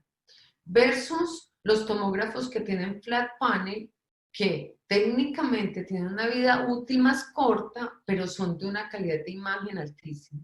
Entonces, los tomógrafos de FOV pequeño tienen intensificador de imagen, o sea, ahí vamos ganando por 2 lados. Buena calidad de imagen, dosis de radiación reducida.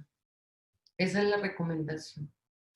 Y aquí yo les quiero presentar lo maravilloso que puede ser la respuesta de un diente a condiciones muy adversas y que hay que tener un criterio, digamos, superior a las circunstancias para poder, ¿no es cierto?, darle el espacio a la pieza, darle el espacio al cuerpo de que responda, de que cicatrice, es relevante. Este caso tampoco es mío, este caso es de la doctora Marta Campuzano de Colombia, que todavía se lo agradezco infinitamente porque realmente es un caso único. Yo lo cuido y lo quiero. El examen se lo tomaron en un centro de radiología en Medellín y lo informó la doctora Alejandra Cardona. Bueno, ¿qué le pasó a esta pieza? Esta pieza se avulsionó. y se reimplantó. ¿Qué pasó? Que la pieza no hizo un cierre apical, pero hizo unos muñones radiculares y formó espacio periodontal en los muñones. Y no solo eso, sino que el hueso se invaginó dentro del canal pulpar. Y entonces hizo un diente funcional, una cicatrización, realmente un diente funcional, pero es una obra de arte, digamos, una obra de arte, para mí es una obra de arte de una condición muy adversa que vivió el dientecito, ¿no es cierto? Pero aquí es donde yo quiero dejarles un mensaje. En estas condiciones hay que tener, digamos, un criterio especial porque miren lo que está pasando acá. Apareció un personaje y fue y le puso un bracket, o sea, un ortodoncista, un colega, alguien que pretende mover ese diente y hacerle una ortodoncia que sola, la ortodoncia ya es un trauma, sola, no hay que hacer nada y es capaz de producir las reabsorciones radiculares que vemos, ¿no es cierto? Sin antecedentes previos. Ahora, con esta historia de este diente, intentar ponerle un bracket y hacer un movimiento ortodóntico, yo creo que realmente es preocupante. Yo creo que hay que valorar, ¿no es cierto?, darle la oportunidad al cuerpo que responda y yo creo que darle el espacio y tener el criterio suficiente para, digamos, no poner en riesgo nuevamente una pieza que cicatrizó así. Yo les había dicho, hay C-shape, incluso en un solo conducto, yo tengo piezas multirradiculadas, un conducto puede ser C-shape. Este es un corte axial de un molar inferior con un C-shape que realmente es la última diapositiva de la charla. Y quería entonces agradecerles a todos. No sé, eh, Elkin. Y doctora, aquí estoy. Bueno, siquiera. Perfecto, doctora. Yo voy a tomar un lapicito y un papelito por lo que pueda pasar. Ok, perfecto. Vamos a pasar entonces a las preguntas, no sin antes contarle que tenemos muchos saludos de agradecimiento y de felicitaciones por la charla. La verdad, pues desde Paraguay, Bolivia, un saludo especial a los estudiantes de la Universidad Texino de Montería, que están conectados como grupo, mismo que la Universidad de la Ariandina.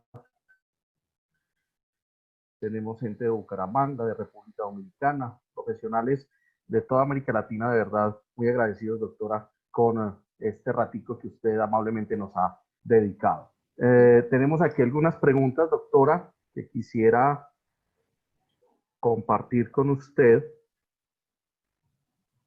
Nos pregunta la doctora Isabel Cristina, cuando se refiere a un trauma agudo o crónico, cuando habla del espacio del ligamento ensanchado, también hace referencia al trauma oclusal secundario.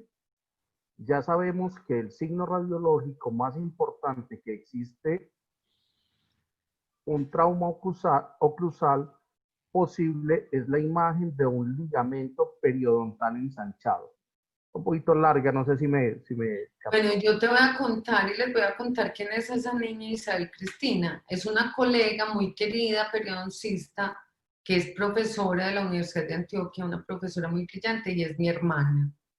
Entonces, realmente me está intentando corchar. Qué cosa esa es la tan fea. intención. Claro, ¿ves? No mentiras. Isa, la verdad es que el espacio periodontal para nosotros en radiología nos demuestra una respuesta de una sobrecarga funcional de la pieza o una respuesta inflamatoria, ¿no es cierto?, a un golpe o a un trauma agudo. Pero normalmente en piezas comprometidas periodontalmente a nosotros nos habla mucho de una sobrecarga funcional o una hiperfunción, porque como el fulcrum de la pieza, el perder soporte óseo cambia, entonces la pieza se vuelve con una proporción, digamos, corona clínica que ya involucra, ¿no es cierto?, parte de la raíz y la raíz que está sumergida en hueso, la proporción no es apta mecánicamente para soportar fuerzas oclusales.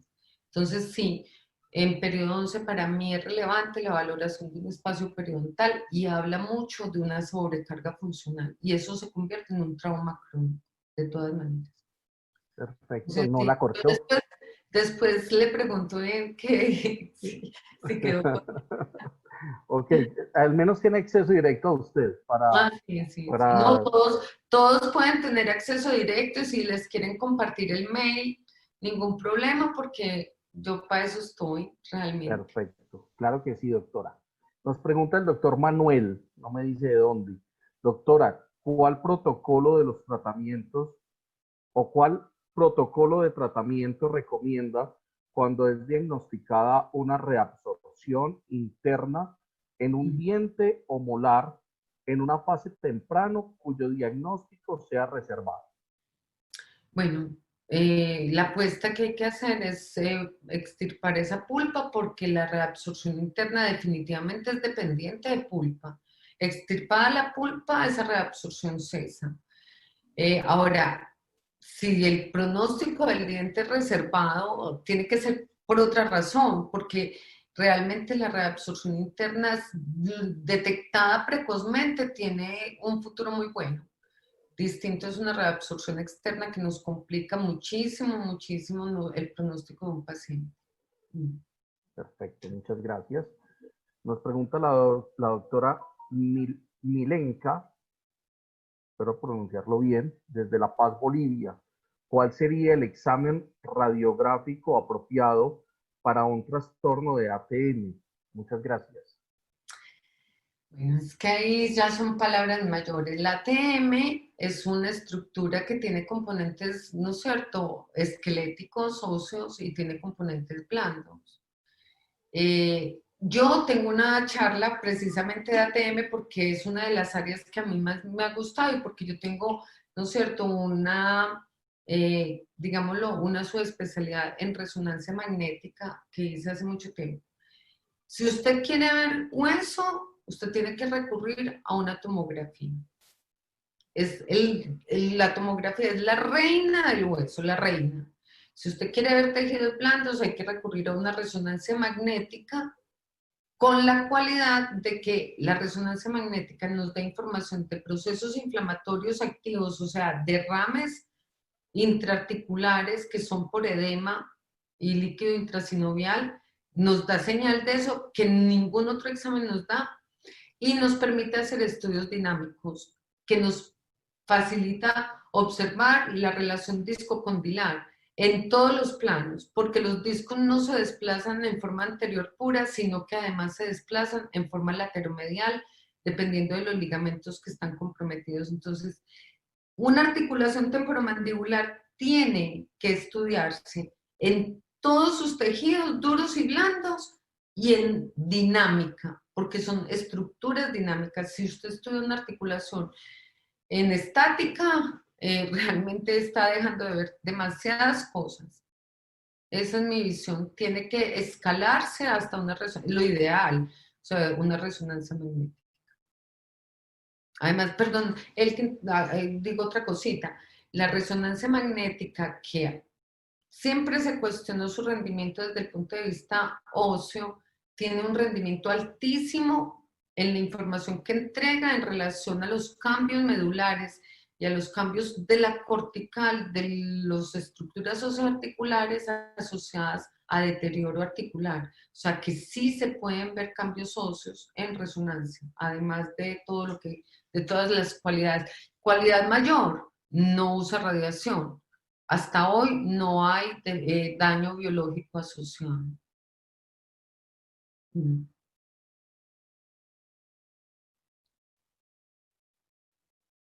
No te oigo. Ahí, doctora, ¿me escucha? Ahí sí, ahí sí, ahí sí. Perfecto. Le decía que termino con la pregunta del doctor Bruce Lee Becerra, y aprovecho para darle un saludo al doctor. Tan ¿Cuál es, bello, Lee. ¿Cuál es el mejor FOB? Esa fue la pregunta. ¿Cuál es el mejor FOB para el análisis y diagnóstico en endodoncia con tomografía con BIM? Mira, yo pienso que el mejor FOB no es solo el FOB. Bruce, yo creo que el mejor FOB es el más pequeño que hay en el mercado, ¿no es cierto? Nosotros el estudio que hicimos fue un FOB, el más pequeño era de 5,5 por 8, creo que ya hay FOB mucho más chicos, o sea que el más chico del mercado, porque ustedes así protegen biológicamente al paciente. Y por otro lado, asegurarse de que el tomógrafo sea un tomógrafo de flat panel como receptor de imagen y no de intensificador de imagen porque la calidad cambia. Perdóname, Elkin, un segundo. Bruce, te mando un abrazote. Bruce fue un alumno mío muy querido. Ok, doctora, muchas gracias. Bueno, tenemos otras preguntas en el chat, pero entonces por Interno. cuestiones de tiempo, exacto, se las envío al interno y ya usted nos ayuda. Yo les puedo ir respondiendo, si quieren de verdad compártanle mi mail, yo no tengo problema y yo con todo el gusto les voy resolviendo las dudas. Perfecto. A todos, pues, bueno, aquí sí hay algo que les quería responder, que esa pregunta es más para nosotros. ¿Dónde pueden conseguir su libro? Todos los distribuidores de Amolca en América Latina tenemos existencia de su libro, Radiología Clínica Oral y Maxilofacial. Nos pueden escribir en las redes sociales y en cualquiera de los países, pues podemos hacer llegar sin ningún problema para que puedan tener muchos de los artículos de los que habló y pues hay algunos que también los pueden encontrar en internet, ¿verdad, doctora? Sí, claro, claro que sí. Perfecto. Entonces, pasamos a la rifa del ebook. Bueno, yo A quiero ver estar cuál será. Ah, presente. claro. Pero usted no participó, ¿yo? No, no, no, no, no, yo sí. Adriana, le damos paso a Adriana, que es nuestra colaboradora en comunicaciones, está detrás de cámaras para activar la pantalla del sorteo. Aquí están todos los asistentes y pues vamos a ver cuál va a ser el feliz ganador del ebook de su libro, doctora. Ay, Adriana, qué buenas bien. tardes.